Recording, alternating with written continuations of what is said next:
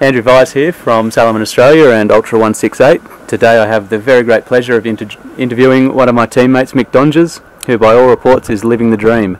Mick, tell us about this week. How has it been and what have been the highlights so far? This week has been awesome. It's just been such a great week. I've been looking forward to this for a while, ever since I heard about it, and it's just been an incredible opportunity, really, to be up here camping with, well, not camping, but in huts with the international Salomon team. So, and it's kind of a bit like heaven, I think. I wrote earlier this week. So there's just great trails everywhere to run. There's really friendly athletes. A lot of my heroes as well. Get to run with them and eating good food, testing out all the new products that are coming out. I don't know. It's just been beautiful. Going for a long run in the morning, long run in the afternoon, and it's just a great week so far. And yeah, good training as well for me. So had a few weeks off. No, not much training, so it's great to get a good solid week of training in. All right, and UTMB is no doubt going to be your A race for the European summer. You're here training in these hills until then. Tell us a bit about your preparations over the next month and a half and leading into the race. Where are you going to be based and what lead-up races have you got planned? Yeah, so the UTMB is the big race for me, and that's at the end of August.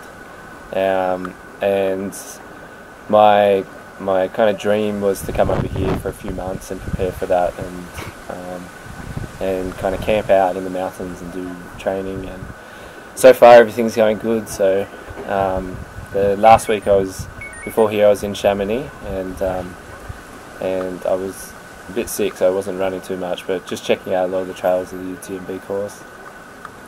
And between now and the race, I'll be spending a lot more time back in Chamonix and camping there, trying to camp on parts of the course, and maybe doing the course in a few days, trying to do it in 2 or 3 days time. And I've tried to include some sky races as well.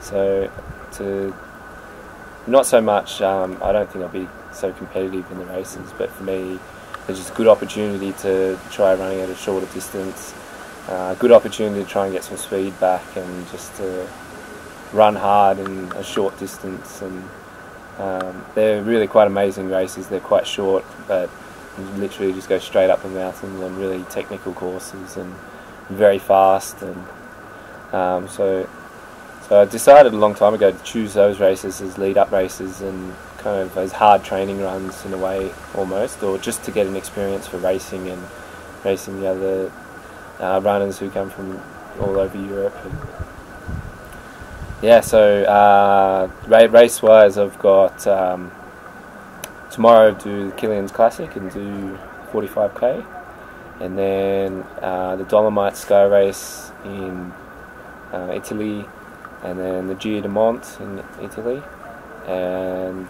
and then in August do the Sierra now, and then I'll probably head back to Chamonix and spend the second half of August there, just trying to focus on the UTMB. And yeah, sounds great.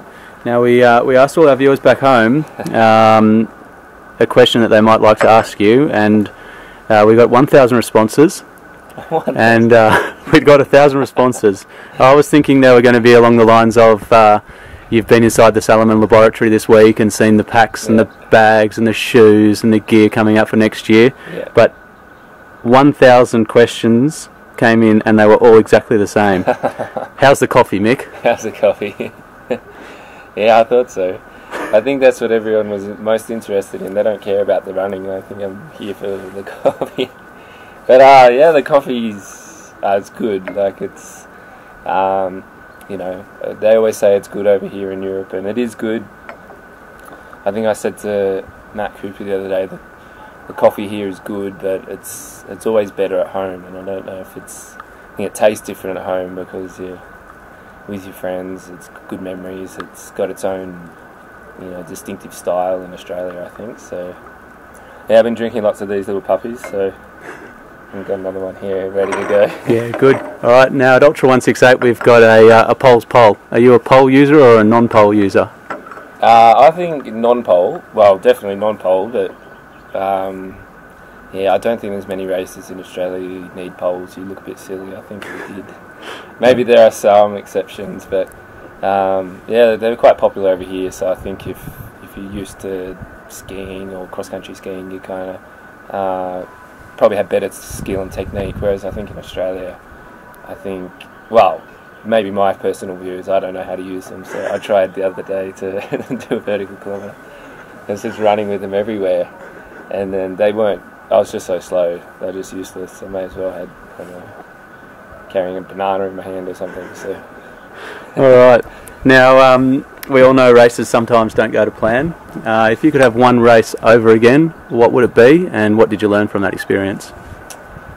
Yeah, probably the race that didn't go to plan was probably the North Face this year, and that was one I was really wanting to run well in and have a good race. And in hindsight, I think a lot of things were not right for that race, and I spent a lot of time trying to work out what would be different. And I think for me, I just worked out I probably almost shouldn't have run because I wasn't feeling well, and had too much time off from training, I think, beforehand. But I think I started the race, I wanted to try and be positive and try and, in my mind, not have anything holding me back, and I kind of thought I could overcome any problem I had by just thinking positively. And sometimes that works, and I think that time, yeah, I don't know, in a way it really didn't work out the way I was hoping. But if I think about it now in hindsight, I probably think that it was actually a really good race. It was a good race where I learnt a lot. But I'd like to do that one over again, so I think next year I'll be going back with unfinished business and a huge amount of learning. And I think between the race this year and the race next year, I think I'll be hopefully a much better runner and more experienced. And yeah, I have finishing would be so much sweeter if, after this year's kind of efforts. Cool. Yeah. And you've been here for the week now with the Salomon team. If you could trade one body part with one person in that team, who would it be and what body part? I think I'd like Kilian's lungs, I think. Cool. Yeah. And how are you approaching the race tomorrow? I was originally going to race tomorrow and try and race well, and I think this week I've had such a good week of running and testing all the products. We've actually been running quite a lot, so 2 runs a day, many hours, and so I've had such an excellent week of running, and I don't think I'll be in such a good shape to race what I was thinking, but I'm looking more to use it as a way into the lead up to a further race in the future. But I think I'll try and run at a good pace, like I think probably similar to last weekend, try and run at a good solid pace and going to try and a few nutrition things tomorrow that are new. Yeah, so I think people always say don't try new things, but I always like to try new things on races because I think that maybe I'll win. Great. Maybe they'll give me some extra boost, but yeah, I think I'll just be taking it quite conservatively and enjoying the mountains and just enjoying the experience. Alright, well, best of luck for tomorrow and for the rest of the summer from everyone back home, and we'll be seeing you back in Australia ready to tear up North Face next year. Yeah, for sure. Cheers. Thanks.